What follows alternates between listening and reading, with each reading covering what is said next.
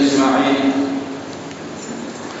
أما بعد فقد قال الله تبارك وتعالى في القرآن الكريم: فأعوذ بالله من الشيطان الرجيم. بسم الله الرحمن الرحيم. إنا أرسلنا عليهم ريحا صرصرا في يوم نحس مستمر. صدق الله العظيم.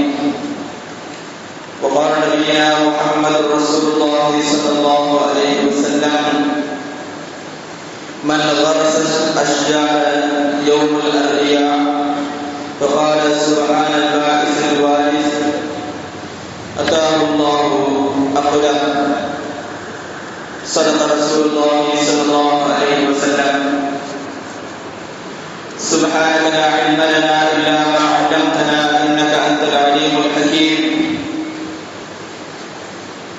رب اشرح لي صدري ويسر لي أمري واحلل عقدة من لساني يفقهوا قولي.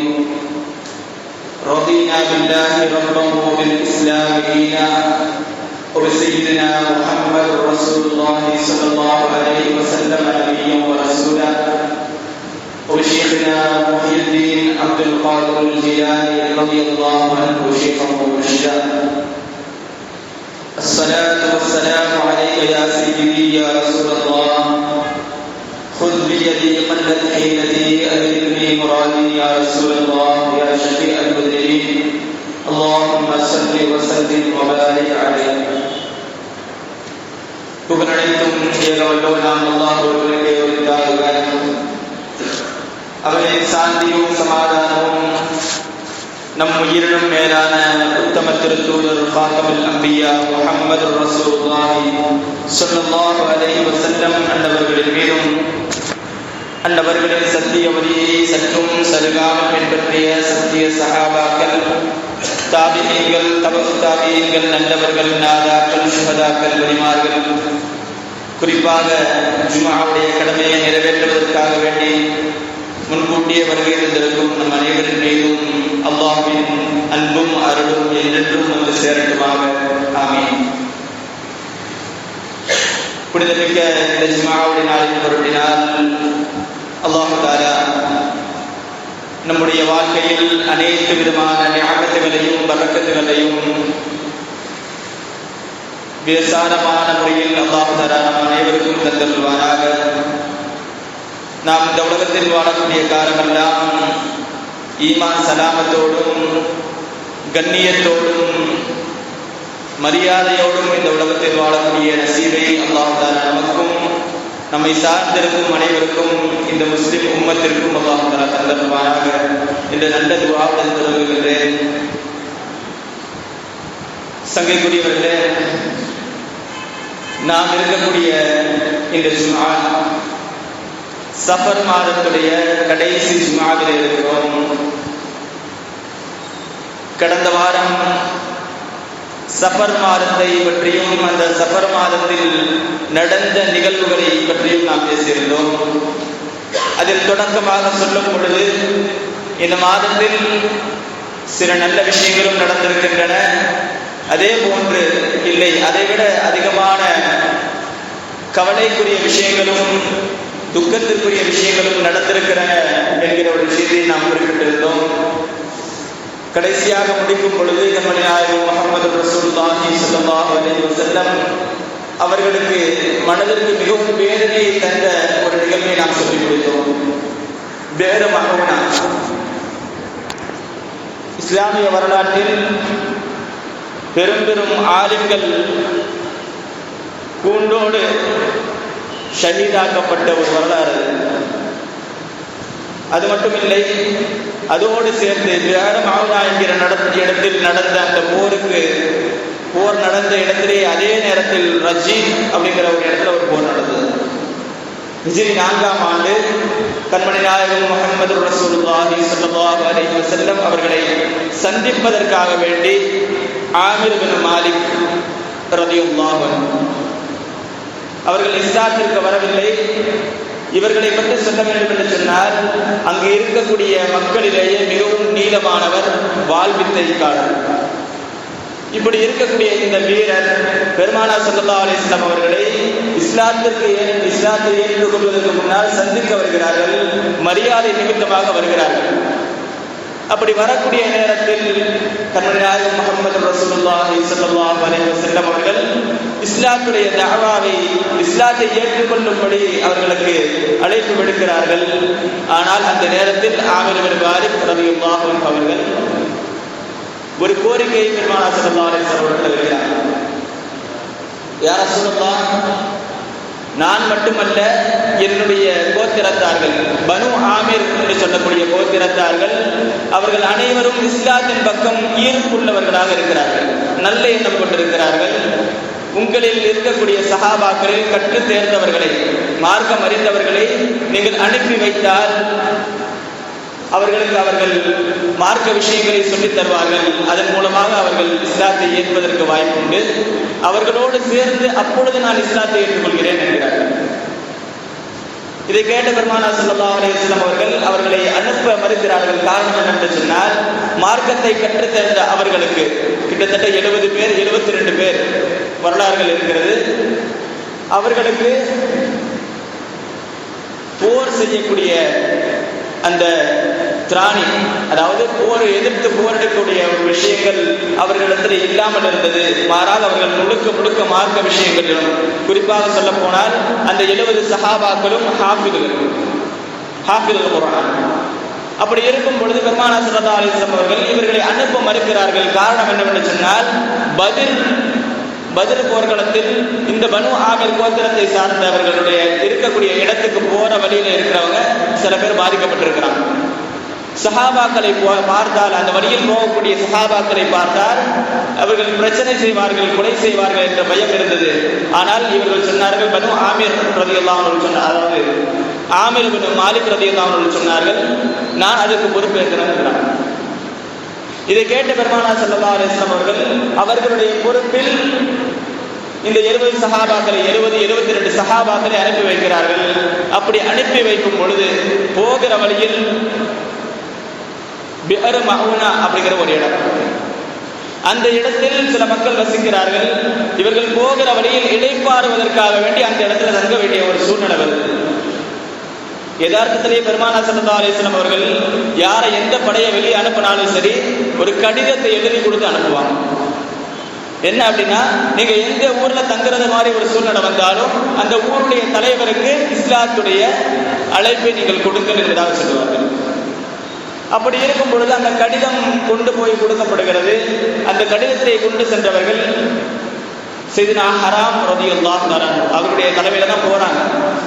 போகும் பொழுது அந்த பிஅர் மஹூனாங்கிற இடத்தில் தங்க வேண்டிய ஒரு சூழ்நிலை வருகிறது. அங்கு தங்குகிறார்கள். அந்த இடத்தில் ஹராம் ரலியல்லாஹு அன்ஹு அவர்களும் அவர்களோடு 2 சஹாபாக்களும், இந்த 2 சஹாபாக்களையும் அழைத்துக் கொண்டு அந்த பகுதியில் இருக்கக்கூடிய தலைவரான பனு ஆமிர் கோத்திரத்தை சார்ந்த ஆமிர் இப்னு துஃபைல் அவர்களிடத்தில் அந்த கடிதத்தை கொண்டு போய் கொடுக்க போறாங்க. இவரை பத்தி சொல்லணும் அப்படின்னு சொன்னா, ஏற்கனவே ஒரு முரடர், இஸ்லாத்தின் மீது பெரிய ஒரு வெறுப்பு கொண்டிருக்கிறவர். இவரை சந்திக்க செல்ல 3 பேர் செல்கிறார்கள். போகிற வழியில் சொல்லுகிறார்கள், ஹராம் ரலியல்லாஹு அன்ஹு அவர்கள், நான் உள்ள போறேன், நீங்க 2 பேர் வெளியே நில்லுங்க, கடிதத்தை கொண்டு போய் நான் கொடுக்குறேன் அப்படின்னு சொல்லும் பொழுது இந்த 2 பேரும் சொன்னாங்க, உள்ள போனா உங்களுக்கு ஏதாச்சும் நடந்துருச்சுன்னா யாரு பொறுப்பு? ஏற்கனவே அவர் முரடன். அப்படி இருக்கும் பொழுது நீங்கள் இஸ்லாத்தை கொண்டு போய் சொல்லும் பொழுது இஸ்லாத்தின் மீது இருக்கக்கூடிய வெறுப்பில் உங்களை கொலை செய்து விடுவார் என்று சொல்லும் பொழுது, அப்படி நடந்தால் நடக்கட்டும், இந்த செய்தி ஒருவேளை அவர் ஹிதாயத்து கிடைச்சா வரட்டும், அப்படி இல்லை மாறாக என்னை கொலை செய்யற ஒரு சூழ்நிலை வந்தா நீங்க படைக்கு போய் செய்தியை சொல்லணும். அதனால 2 பேர் வெளியே இருக்க சொல்லிட்டு போறாங்க. சொல்லி வச்ச மாதிரி உள்ள போய் கொடுக்கப்படும் பொழுது பனு ஆமிரை கோத்திரத்தை சார்ந்த ஆமிர் இப்னு துஃபைல் கண்ணை காட்டாரு, கொலை செய்யப்படுறாங்க. நீண்ட ஒரு வரலாறு, சுருக்கமா சொல்லி முடிக்கிறேன். அப்படி கொலை செய்யப்படுகிறார்கள். இந்த செய்தியை பார்த்த அவர்கள் இந்த 2 பேரும் போர்க்களத்துக்கு போறாங்க, அந்த சஹாபாக்களுடைய படைக்கு போறாங்க. போகும் பொழுது அங்க பார்த்தா ஏற்கனவே இந்த ஆமிர் இப்னு துஃபைலுடைய படை ஏற்கனவே அங்க போய் சண்டை போட்டு இருக்கிறாங்க. அங்க இருக்கிற எல்லோரும் கொல்லப்படுகிறார்கள். அவர்களோடு சேர்ந்து இந்த 2 பேரும் கொல்லப்படுறாங்க. இப்படி ஒரு நிகழ்வு நடக்கிறது. இந்த நிகழ்வு பெருமானார் ஸல்லல்லாஹு அலைஹி வஸல்லம் அவர்களுக்கு செய்தியாக வரும் பொழுது கிட்டத்தட்ட 1 மாத காலம் ஒவ்வொரு தொழுகையிலும் குனூத் நாஸிலா ஓதுகிறார்கள். யா அல்லாஹ் அந்த கூட்டத்தை பனு ஆமிரை அழித்து விடு என்று ஓதுகிறார்கள். இந்த ஒரு நிகழ்வு பெருமானார் ஸல்லல்லாஹு அலைஹி வஸல்லம் அவர்களுக்கு ஒரு ஆளுக்கு ஹிதாயத்து கிடைக்கிறதே பெரிய விஷயம் அப்படின்னு சொல்லியிருந்தோம். ஆனால் இந்த இடத்தில் 70 பேர் ஷஹீதாக்கப்படுறாங்க. எவ்வளவு பெரிய இழப்பு! பெருமானார் ஸல்லல்லாஹு அலைஹி வஸல்லம் அவர்கள் 1 மாத காலம் தொழுகையில் துஆ கேட்டிருக்கிறார்கள் என்றால் அந்த பெருமானார் ஸல்லல்லாஹு அலைஹி வஸல்லம் அவருடைய மனம் எந்த அளவுக்கு நொந்திருக்கும். அது மட்டுமில்லை, அதற்கு பிறகு பல விஷயங்கள் அந்த சஃபருடைய மாசத்துல, இந்த நிகழ்வு நடந்தது சஃபருடைய மாசத்துல. இன்னும் பல நிகழ்வுகள் வரலாறுகள் இருக்கின்றன. அதனால்தான் சஹாபாக்கள் சாலிஹீன்கள் நமக்கு சொல்லித் தருவார்கள், இந்த சஃபருடைய மாசம் இருக்கு இல்லையா, சஃபரை நம்ம திட்டக்கூடாது அப்படிங்கிறதுக்காக வேண்டிதான் ஒரு முன்னெச்சரிக்கையா நம்ம பல விஷயங்களை முன்னாடி சொன்னோம். அதே நேரத்தில் ஒரு நாணயத்துக்கு 2 பக்கம் இருப்பது போல இந்த சஃபருக்கும் 2 பக்கங்கள் இருக்கிறது. ஒன்று நன்மை என்று இருந்தால் ஒரு விஷயத்தை அல்லாஹ் தஆலா 2 விதமா படைச்சிருப்பாங்க. நல்லவங்களும் இருப்பாங்க, கெட்டவங்களும் இருப்பாங்க. அதே போன்று இந்த விதத்திலும் சஃபரில் நல்ல விஷயங்கள் இருந்தாலும் அதே நேரத்தில் அதிகமான கெட்ட விஷயங்கள் இருக்கிறது என்பதை சாலிஹீன்கள் நமக்கு சொல்லித் தருவார்கள். இந்த கெட்ட விஷயங்கள் நடக்கக்கூடிய நாளுக்கு அரபியில் இருக்கிற பேர் நஹ்ஸ். நஹ்ஸ்ன்னு சொன்னா மிடுக்கு, அதாவது தீங்கு அடைக்கக்கூடிய விஷயம் என்று சொல்வார்கள். இந்த நஹ்ஸ் பார்க்கிறது மார்க்கத்தில் இருக்கிறா இல்லையா என்று சொன்னால், அல்லாஹ் தஆலா குர்ஆனிலே ஆது சமூகத்தை அழித்த வரலாறை சொல்லும் பொழுது, இன்னா அர்சல்னா அலைஹிம் ரீஹன் சர்சரன், நாம் கடுமையான காற்றை அவர்கள் மீது அனுப்பினோம், ஃபீ யௌமி நஹ்ஸின், நஹ்ஸுடைய நாளில் என்று சொல்கிறார். அதோடு முடிக்கவில்லை, முஸ்தமிர், அந்த நஹ்ஸுடைய நாள் என்பது தொடர்ந்து வந்து கொண்டே இருக்கும் என்று சொல்லுங்கள். அந்த ஒரு நாள் அங்கு நடந்த ஒரு நிகழ்வு மட்டும் கிடையாது, அந்த நஹ்ஸுடைய நாள் தொடர்ந்து எல்லா நாட்களிலும் அந்த நஹ்ஸ் இருந்து கொண்டிருக்கும், அந்த தீமை இருந்து கொண்டிருக்கும் என்பதாக குர்ஆன் நமக்கு சொல்லுகிறது. அதே நேரத்தில் சமூக கூட்டத்தார்களை பற்றி சொல்லும்போது அதே வார்த்தை ஃபி அய்யாமின் நஹ்ஸாத், இந்த நஹ்ஸ் சம்பந்தமாக குர்ஆன்ல 2 இடத்துல இடம்பெற்றிருக்கிறது. இப்போ இந்த மாசத்துல சில விஷயங்கள் நடக்கிறதுனால இந்த மாசத்தை குறை சொல்லலாமா அப்படின்னா கூடாது. அதே நேரத்தில் பெருமானார் ஸல்லல்லாஹு அலைஹி வஸல்லம் அவர்களுடைய ஒரு ஹதீஸ் இப்படி பதிவு செஞ்சிருக்கிறாங்க. ஹயாத்துல் ஹயவான் அப்படிங்கிற கிதாபு, பெருமானார் ஸல்லல்லாஹு அலைஹி வஸல்லம் அவர்கள் சஃபருடைய மாதம் வந்துவிட்டால் சில சஹாபாக்களை பார்த்து சொல்வார்களாம், இந்த சஃபர் முடிந்து விட்டது என்கிற செய்தி, சுப செய்தியை சொல்பவர்கள் யாராச்சும் இருக்கீங்களா? இந்த சஃபருடைய மாதம் முடிந்து விட்டது என்கிற சுப செய்தியை சொல்லக்கூடியவர்கள் உங்களில் யாராவது உண்டா என்று பெருமானார் ஸல்லல்லாஹு அலைஹி வஸல்லம் அவர்கள் கேட்பார்கள் என்ற செய்தியை ஹயாத்துல் ஹயவான் என்கிற கிதாபில் 120வது பக்கத்தில் பதிவு செய்யப்பட்டிருக்கிறது. இது நாம் எதற்கு சொல்ல வருகிறோம் என்று சொன்னால், சில விஷயங்கள், சில அதாபுகள் சில இடங்களில் நடக்கும் பொழுது அதை பெருமானார் ஸல்லல்லாஹு அலைஹி வஸல்லம் அவர்கள் எச்சரிக்கையாக கையாளுவார்கள். உதாரணத்துக்கு சொன்னோம் அப்படின்னா, தபூக் போர்க்களத்திற்கு சஹாபாக்களை அழைத்து கொண்டு பெருமானார் ஸல்லல்லாஹு அலைஹி வஸல்லம் அவர்கள் போகிறார்கள். போகிற வழியில் சில இடிபாடுகளை, வீடுகள் இடிந்து இருந்தால் எப்படி இருக்கும், அந்த மாதிரி பல கோட்டைகள் இடிந்து இருந்திருக்கிறது, கற்கள் மட்டும் இருக்கிறது. அதை பார்த்த பெருமானார் ஸல்லல்லாஹு அலைஹி வஸல்லம் அவர்கள் சஹாபாக்களை பார்த்து சொன்னார்கள், இந்த இடத்தை நீங்கள் கடப்பதாக இருந்தால் அழுது கொண்டே கடங்கள், இந்த இடத்தை நீங்க கடந்து போறதா இருந்தால் அழுதுட்டே போங்கன்னு சொல்றாங்க. சொல்லி முடிச்சுட்டு அடுத்த வார்த்தை பெருமானார் ஸல்லல்லாஹு அலைஹி வஸல்லம் சொன்னாங்க, ஒருவேளை நீங்கள் அழாமல் இந்த இடத்தை கடப்பீர்கள், நீங்க இந்த இடத்தை கடந்து போகும்போது அழுவாமல் நீங்க போனீங்க அப்படின்னு சொன்னா அவங்களுக்கு என்ன அதாபு வந்ததோ அதே அதாபு உங்களுக்கும் வரக்கூடும் என்பதாக பெருமானார் ஸல்லல்லாஹு அலைஹி வஸல்லம். அதனால் அந்த இடத்தை சஹாபாக்கள் எல்லாம் அழுது கொண்டு கிடந்தார்கள். இன்னொரு ஹதீஸில் பதிவு செய்யப்பட்டிருக்கிற விஷயம், இந்த இடத்தை கடக்கும் பொழுது பெருமானார் ஸல்லல்லாஹு அலைஹி வஸல்லம் சொன்னாங்க, வேகமா போங்க, இங்க நிற்காது. காரணம் என்ன, இந்த இடத்தில் அல்லாஹ்வுடைய அதாபு இறங்குகிறது, அதனால இந்த இடத்துல இருக்காதுன்னு சொல்லி பெருமானார் ஸல்லல்லாஹு அலைஹி வஸல்லம் அவர்கள் சஹாபாக்கள் அழைச்சிட்டு போறாங்க. இதே நேரத்தில் இன்னொரு விஷயம், அதாவது இந்த சமூக கூட்டத்துடைய அதாபு எப்படி இருந்தது என்பதையும் பெருமானார் ஸல்லல்லாஹு அலைஹி வஸல்லம் சொல்லியிருக்கிறாங்க. அதே நேரத்தில் அந்த இடம் மட்டும் இல்லை, அந்த மாதிரி ஒரு சூழ்நிலை வரும் பொழுது, அந்த அதாபுடைய அடையாளங்கள் வெளிப்படும் பொழுது, அந்த நாட்களில், அந்த நேரங்களில், அந்த சமயங்களில் பெருமானார் ஸல்லல்லாஹு அலைஹி வஸல்லம் அவர்கள் செய்த செயல்கள் என்ன என்பதை நாம் தெரிந்து கொள்ள வேண்டும். அன்னை பாத்திமா, அன்னை ஆயிஷா ரலியல்லாஹு அன்ஹா அவர்கள் சொல்லுவார்கள், மழை மேகம் வந்துவிட்டால் சஹாபாக்கள் எல்லாம் சந்தோஷத்தில் இருப்பாங்க. மழை மேகம் வந்துவிட்டால் சஹாபாக்கள் எல்லாம் சந்தோஷத்தில் இருப்பார்கள். அதே நேரத்தில் நான் பெருமானார் ஸல்லல்லாஹு அலைஹி வஸல்லம் அவர்களை பார்ப்பேன், அவர்களுடைய முகம் சிவந்திருக்கும். அவர்களுடைய முகம் சிவந்திருக்கும், அவர்கள் துக்கத்தில் இருப்பதை போன்று இருப்பார்கள். இன்னொரு ரிவாயத்தில் வர்ற விஷயம், இப்படி மலை மேகத்தை பார்த்து விட்டார் பெருமானார் ஸல்லல்லாஹு அலைஹி வஸல்லம் அவர்கள் வீட்டுக்குள்ள போவாங்க, வீட்டுக்குள்ளேருந்து வெளியே வருவாங்க, வெளியே போவாங்க உள்ள வருவாங்க, வெளியே போவாங்க உள்ள வருவாங்க. இப்படியே இருக்கும். மூஞ்சில ஒரு பயம், அதாவது முகம் சிவந்த ஒரு நிலையிலே இருப்பாங்க பெருமானார் ஸல்லல்லாஹு அலைஹி வஸல்லம் அவர்கள். இந்த நிலையை பார்த்து நான் பெருமானார் ஸல்லல்லாஹு அலைஹி வஸல்லம் அவர்கள் கேட்டேன், யா ரசூலல்லாஹ், உங்களுடைய சஹாபாக்கள் எல்லாம் மழை வர போகிறது என்பதாக சந்தோஷத்தில் இருக்கிறாங்க, ஆனால் நீங்களோ உங்களுடைய எந்த ஒரு சந்தோஷத்தையும் வெளிப்படுத்தாமல் இருக்கிறீர்களே, உங்களுடைய முகம் சிவந்திருக்கிறது, என்ன காரணம் என்று கேட்கும் பொழுது பெருமானார் ஸல்லல்லாஹு அலைஹி வஸல்லம் சொன்னாங்க, இதே மாதிரிதான் ஆதுடைய கூட்டத்தார்களுக்கு இருந்தது. அப்படி அந்த மக்கள் சொன்னாங்க, இந்த மேகத்தை பார்த்தவங்க சொன்னாங்க, இந்த மேகங்கள் எனக்கு மழை தரப்போகிறது, இந்த மேகங்கள் எங்களுக்கு மழை தரப்போகிறது என்று ஆதும் கூட்டம் சொல்லும் பொழுது, அதே நேரத்தில் அல்லாஹ் தஆலா அதை சொல்லிவிட்டு அடுத்த வார்த்தையாக சொல்லுகிறான், அந்த மழை மேகத்தை கொண்டே அவர்களை அழைத்தோம், அந்த மழை மேகத்தை கொண்டே அவர்களை அழித்தோம் என்பதாக அல்லாஹ் தஆலா குர்ஆன்ல சொல்லி காட்டுவான். ஆக சில விஷயங்கள், சில அதாபுகள் நடந்த அடையாளங்களை, அந்த நாட்களை, அந்த நேரங்களை கடக்கும் பொழுது பெருமானார் ஸல்லல்லாஹு அலைஹி வஸல்லம் அவர்கள் தன்னுடைய இயல்பான நிலையை விட்டு மாற்றம் காட்டியிருக்கிறார்கள். அது மட்டும் இல்லாமல் சில விஷயங்கள் அப்படி நடக்கும் பொழுது அதிலிருந்து பெருமானார் ஸல்லல்லாஹு அலைஹி வஸல்லம் பாதுகாப்பு தேடி இருக்கிறாங்க. எந்த அளவுக்கு சொன்னா, எப்போ மழை வந்தாலும் ரசூலுல்லாஹி ஸல்லல்லாஹு அலைஹி வஸல்லம் அவர்கள் கேட்கக்கூடிய துஆ, அல்லாஹும்ம சய்யிபன் நாஃபிஆ, யா அல்லாஹ் இந்த மழையை பிரயோஜனம் உள்ள மழையாக எங்களுக்கு ஆக்கு. இன்னும் சில ரிவாயத்துகளில் வர விஷயம், பெருமானார் ஸல்லல்லாஹு அலைஹி வஸல்லம் அவர்கள் மழையை பார்த்து விட்டால், வேகமாக காற்று அடிக்கிற ஒரு நிகழ்வை பார்த்து விட்டால் பெருமானார் ஸல்லல்லாஹு அலைஹி வஸல்லம் அவர்கள் துஆ செய்வார்கள், யா அல்லாஹ் இது ரஹ்மத்தாக ஆக்குவே, இதை கொண்டு எங்களுடைய சமூகத்தை அழித்து விடாதே என்பதாக பெருமானார் ஸல்லல்லாஹு அலைஹி வஸல்லம் துஆ செய்வார். காரணம் என்ன? இதே போன்ற ஒரு நிலை ஆதி சமூக கூட்டத்தார்களுக்கு இருந்தது. அதே நாள், அந்த நாளை பற்றி சொல்லும் பொழுது சொல்லுவாங்க, இந்த இன்ன அர்சல்னா அலைஹிம் ரீஹன் ஸர்ஸரன் ஃபீ யௌமி நஹ்ஸ், இந்த யௌமு நஹ்ஸ் அப்படின்னு சொல்றாங்க இல்லையா, இந்த யௌமு நஹ்ஸ்னா என்ன அப்படிங்கிறத பற்றி சொல்லும் பொழுது முஃபஸ்ஸிரீன்கள் குறிப்பாக சொல்ல வேண்டும் என்றால், அரபு கல்லூரிகளில் பிரத்யேகமாக நடத்தப்படுகிற தஃப்சீருல் ஜலாலைன், எப்படி புகாரியை நம்ம எடுத்துக்கிறோமோ அதே மாதிரி பிரத்யேகமாக தஃப்சீர் ஜலாலைனை எடுத்து நடத்துவாங்க. பெரும்பாலான உலமாக்கள் ஏற்றுக்கொள்ளக்கூடிய ஒரு தஃப்சீர். அந்த தஃப்சீரில் யௌமி நஹ்ஸின் அப்படிங்கிற ஒரு இடத்துக்கு கீழே எழுதப்பட்டிருக்கிற விஷயம் என்னன்னு சொன்னா, அதனுடைய விரிவுரையில சொல்லுவாங்க, இந்த நாள் மாசத்துடைய கடைசி புதன்கிழமை. இன்னும் சில தஃப்சீர்கள்ல அது எந்த மாசம் அப்படிங்கிறதையும் வருது. சில தஃப்சீர்கள்ல ஷவ்வால் அப்படின்னு வருது. பெரும்பாலான தஃப்சீர்கள்ல சஃபருடைய கடைசி புதன்கிழமை என்பதாக வருது.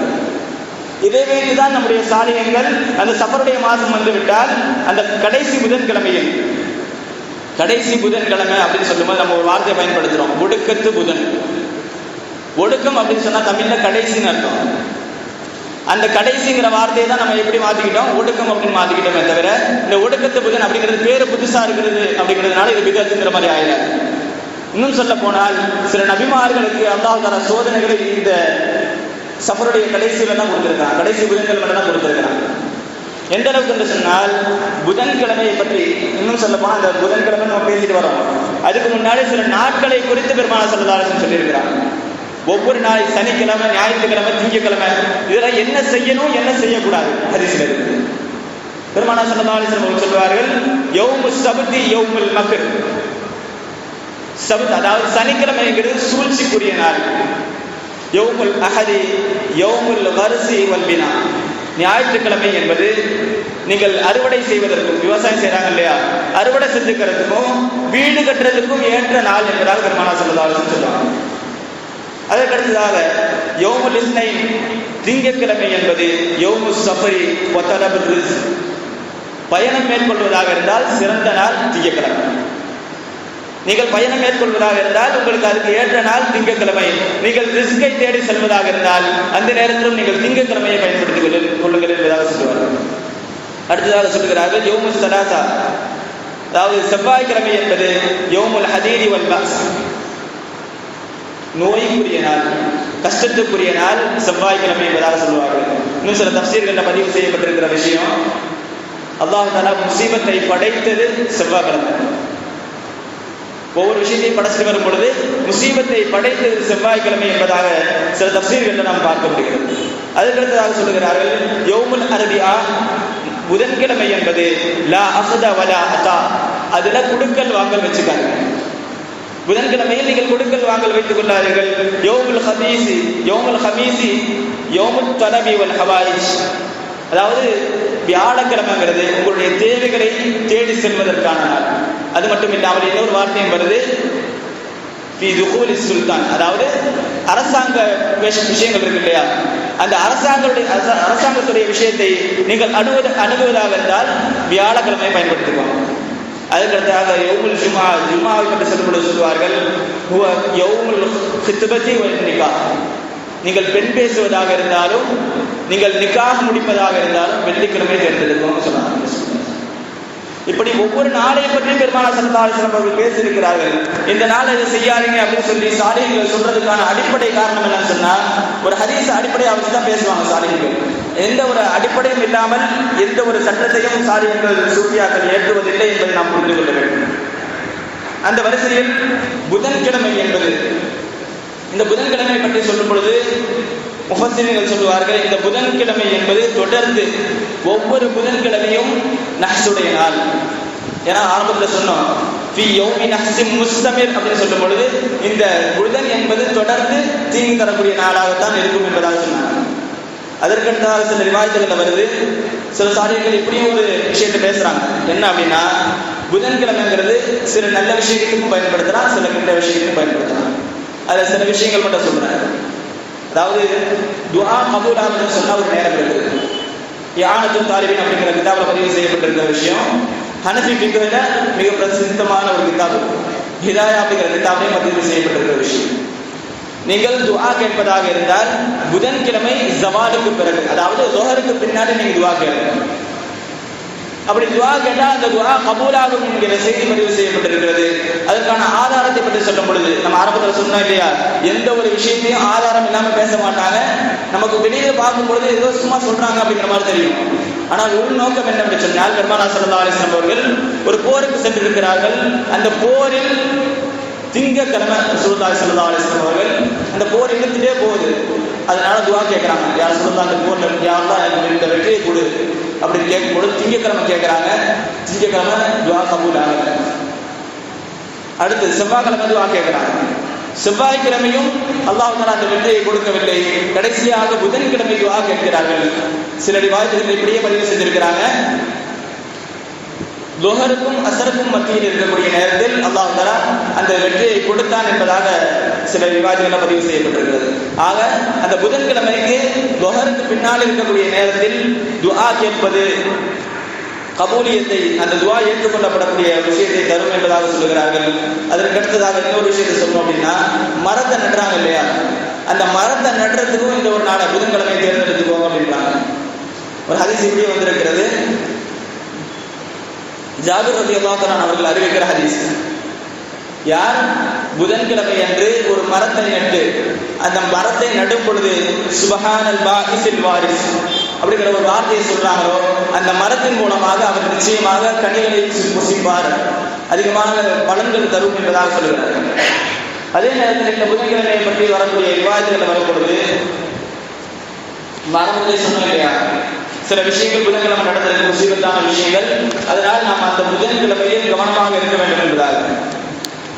அதை பற்றி நாயகம் ஸல்லல்லாஹு அலைஹி வஸல்லம் சொல்லுவாங்க, நீங்க ரத்தம் குத்தி வாங்குவதாக இருந்தால் ஹிஜாமா அப்படின்னு சொல்லுவாங்க. இப்போ இந்த ஹோமியோபதினா அந்த ஒரு மருத்துவ முறை இருக்குது, ரத்தத்தை வெளியாக்குறது, கெட்ட ரத்தத்தை வெளியாக்குவாங்க. அப்படி ரத்தத்தை வெளியாக்குறதால என்ன நடக்கும் என்றால் பெருமானார் ஸல்லல்லாஹு அலைஹி வஸல்லம் சொல்றாங்க, அப்படி நீங்கள் செய்வது, அந்த ஹிஜாமா செய்வது என்பது உங்களுக்கு புத்தி கூர்மையை தரும், உங்களுக்கு ஞாபக சக்தி அதிகப்படுத்தும். இந்த ரெண்டு விஷயத்தையும் சொல்றாங்க. சொல்லி முடிச்சுட்டு அடுத்த வார்த்தையாக பெருமானார் ஸல்லல்லாஹு அலைஹி வஸல்லம் சொன்னாங்க, இந்த ஹிஜாமாவை நீங்கள் புதன்கிழமை செய்யாதீங்க. காரணம் என்ன? இந்த புதன்கிழமை செய்யாமல் தடுப்பதற்கான காரணத்தை பற்றி சொல்லும்போது ரசூலுல்லாஹி ஸல்லல்லாஹு அலைஹி வஸல்லம் சொல்லுவாங்க, இந்த நாளில் தான் அய்யூப் அலைஹிஸ்ஸலாத்து வஸ்ஸலாம் அவர்கள் நோயினால் சோதிக்கப்பட்டார்கள். அவர்களுக்கு ஏற்பட்ட நோய் இந்த நாளில், இந்த புதன்கிழமையில் தான் வந்தது என்பதாக பெருமானார் ஸல்லல்லாஹு அலைஹி வஸல்லம் அவர்கள் குறிப்பிட்டு சொன்னாங்க. அப்படியானால் ஒரு நபிக்கு நோய் வந்த நாளை கவனமாக கையாள சொன்ன பெருமானார் ஸல்லல்லாஹு அலைஹி வஸல்லம் அவர்கள், அந்த ரசூலுல்லாஹி ஸல்லல்லாஹு அலைஹி வஸல்லம் அவர்களுக்கு அவர்களுடைய மரண நோய் சம்பவித்தது சஃபருடைய கடைசி புதன்கிழமை. சஃபருடைய கடைசி புதன்கிழமை. இப்னு ஹிப்பான் அப்படிங்கிற கிதாபில் பதிவு செய்யப்பட்டிருக்கிற விஷயம், ரசூலுல்லாஹி ஸல்லல்லாஹு அலைஹி வஸல்லம் அவர்கள் புதன்கிழமை நோய்வாய்ப்பட்டார்கள். அந்த புதன்கிழமைக்கு பிறகு சஃபரில் 2 நாட்கள் மட்டுமே மிச்சிருந்தது, வியாழன் வெள்ளி. அடுத்த ரபியுல் அவல் ஆரம்பிச்சிருச்சு. அப்படின்னா என்ன அர்த்தம்? அது கடைசி புதன்கிழமை, அதான் ஒடுக்கத்த புதன் அப்படின்னு நம்ம சொல்றோம். அதனால் இந்த விஷயங்கள் நடந்திருப்பதால் இந்த புதன்கிழமையை நாம் கவனத்தோடு கையாள வேண்டும். இன்னும் சொல்ல போனால் நகம் வெட்டுறது இருக்கு இல்லையா, நகம் வெட்டுறதை கூட புதன்கிழமை செய்யாதுன்றாங்க. காரணம் என்னன்னு சொன்னா, வெண்குஷ்டம் கருங்குஷ்டம் போன்ற நோய்கள் எல்லாம் புதன்கிழமை அல்லாஹ் தஆலா இறக்கி வைக்கிறான். புதன்கிழமை நைட்ல தான் ஆரம்பிக்கப்படுகிறான். அதனால நகம் வெட்டுறதை தவிர்த்துக்கணும். இன்னொரு விஷயம், நோயாளியை நோய் விசாரிக்க போறாங்க இல்லையா, அப்படி நோய் விசாரிக்க போறதையும் புதன்கிழமை செய்யாதுங்க, தடுத்துக்கோங்க அப்படிங்கிற ஹதீஸ்கள். ஆக இந்த புதன்கிழமை போன்ற விஷயங்களை நாம் கவனத்தோடு கையாள வேண்டும் என்கிற ஒரு விஷயம் நமக்கு தெரிய வருகிறது. இதெல்லாம் சொல்லிக் கொடுத்தது யாரு அப்படின்னா ஹதீஸ்கள்ல இருக்குது. அது இல்லாமல் மிச்சமான சில விஷயங்கள் இருக்குது.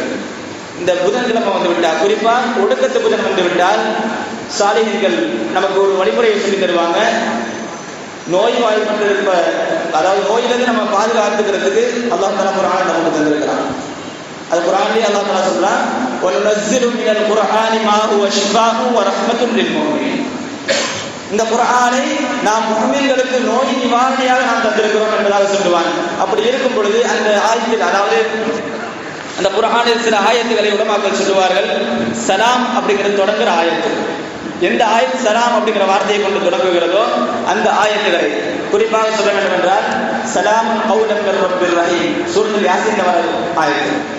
சலாமுன் அலா நூஹின் ஃபில் ஆலமீன், சலாமுன் அலா இப்ராஹீம், சலாமுன் அலா மூஸா வ ஹாரூன், சலாமுன் அலா இல்யாஸின், சலாமுன் அலைக்கும் திப்தும் ஃபதுகுலுஹா காலிதீன், சலாமுன் ஹிய ஹத்தா மத்லஇல் ஃபஜ்ர்.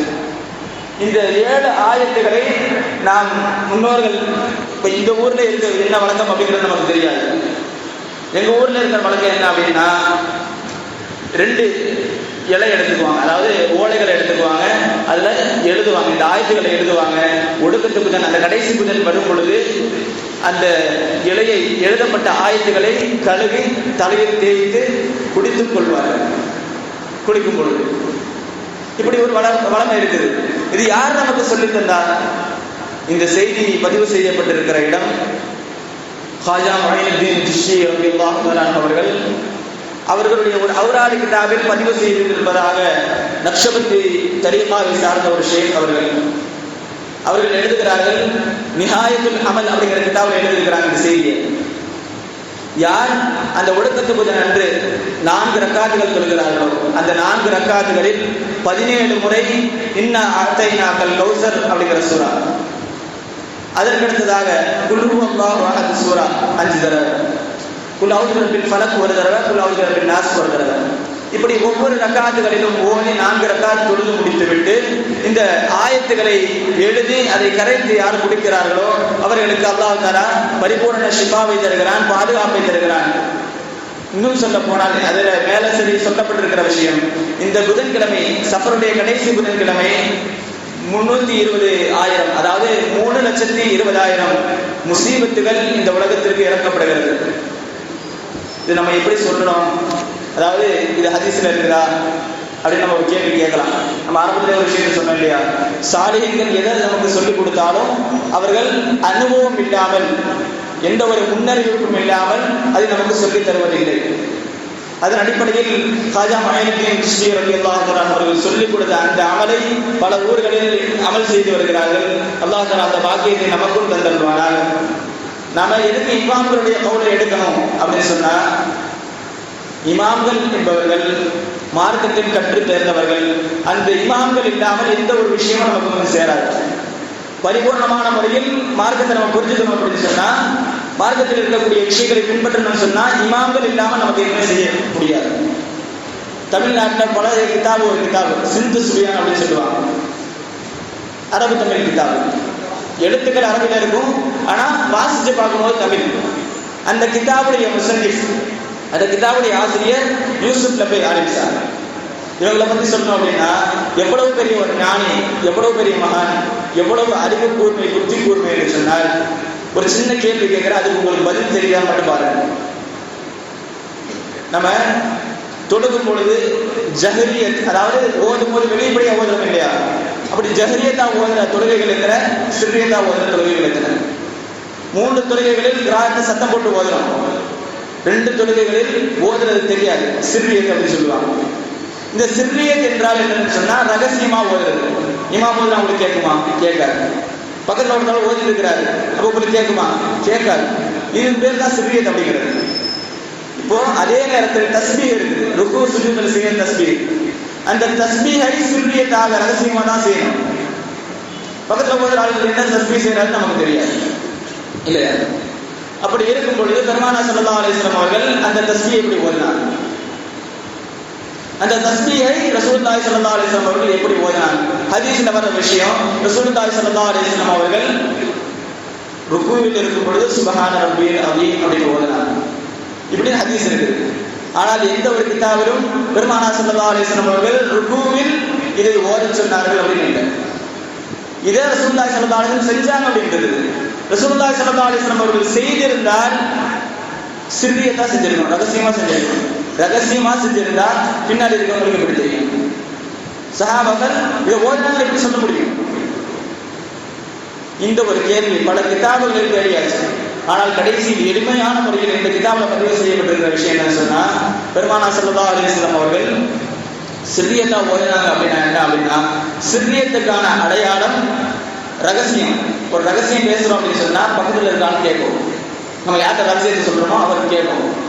அடுத்த ஆளுக்கு தான் கேட்காத தவிர யார்கிட்ட ரகசியத்தை நம்ம சொல்றோமோ அவருக்கு கேட்கும். அதே போன்று நாம் அந்த சிர்ரியத்தான தஸ்பீஹை, சிர்ரியத் என்பது உங்களுக்கு பக்கத்தில் இருக்கிற ஒரு ஆள் அவருக்கு காதில் கேட்கிற மாதிரி இருக்கணும், அடுத்த ஆளுக்கு கேட்கக்கூடாது. இதுதான் சிர்ரியத். எவ்வளவு நுட்பமான விஷயம், பல கிதாபுகளில் இல்லாத விஷயம், ஆனால் சிறு சுவையான தெளிவாக இருக்குது. இதுதான் என்னது சிர்ரியத் என்பது. இப்படி பல நுட்பமான விஷயங்களை, ஃபிக்ஹ் சம்பந்தப்பட்ட விஷயங்களை, ஹனஃபி ஃபிக்ஹை தெளிவான முறையில் சொல்லப்பட்டிருக்கிற அந்த கிதாபில் இந்த நஹ்ஸுடைய விஷயம், ஒடுக்கத்து புத்தனுடைய விஷயத்தையும் பதிவு செய்திருக்கிறார்கள். அந்த ஒடுக்கத்து புத்தலில் என்னென்ன ஓத வேண்டும், எப்படி எல்லாம் நாம் பாதுகாப்பு தேடிக்கொள்ள வேண்டும் என்கிற விஷயத்தையும் பதிவு செய்கிறார்கள். ஆக அந்த அமலை நாம் எடுத்து நடப்பதற்கான தௌஃபீகை அல்லாஹ் தஆலா தந்தருவானாக. இந்த ஒடுக்கத்து புத்தலில் இறங்கக்கூடிய பல முசீபத்துகள், ஷர்றுகள் அனைத்தை விட்டும் அல்லாஹ் தஆலா நம் அனைவரையும் நம்முடைய சமூகத்தையும் பாதுகாத்தருள்வானாக. நாம் இந்த உலகத்தில் வாழக்கூடிய காலமெல்லாம் கண்மணி நாயகம் முஹம்மது ரசூலுல்லாஹி ஸல்லல்லாஹு அலைஹி வஸல்லம் அவர்கள் எந்த மார்க்கத்தை கற்றுத் தந்தார்களோ அதை கொண்டு நம்முடைய உலமாக்கள், சாலிஹீன்கள், இமாம்கள் எந்த மார்க்கத்தை நமக்கு தெளிவான முறையில் போதித்திருக்கிறார்களோ அந்த மார்க்கத்தை எடுத்து நடக்கக்கூடிய தௌஃபீகை அல்லாஹ் தஆலா நம் அனைவருக்கும் தந்தருள்வானாக. இறை இல்லமாம் கஅபா ஷரீஃபையும், இறை தூதரின் பூங்காவனமான ரௌதா ஷரீஃபையும் பாட்டிலே பல முறை கண்டு தரிசிக்கக்கூடிய பேரின்ப பாக்கியத்தை அல்லாஹ் தஆலா உங்களுக்கும் எனக்கும் நம்மை சார்ந்த அனைவருக்கும் நசீபாக்கி தந்தருள்வானாக. இந்த ஜும்ஆவுடைய சபையில் நாம் எப்படி ஒன்று கூடி இருக்கிறோமோ அதே போன்று நாளை மறுமையில் கண்மணி நாயகம் முஹம்மது ரசூலுல்லாஹி ஸல்லல்லாஹு அலைஹி வஸல்லம் அவர்களுடைய திருச்சபையில் சொர்க்கத்தில் உயர்ந்த சொர்க்கமான ஜன்னத்துல் ஃபிர்தௌஸிலே அல்லாஹ் தஆலா உங்களையும் நம்மையும் நம்ம அனைவரையும் நம்முடைய சந்ததிகளையும் கூட்டி அருள்வானாக என்ற நல்ல துஆவுடன் நிறைவு செய்கிறேன். அல்ஹம்துலில்லாஹி ரப்பில் ஆலமீன்.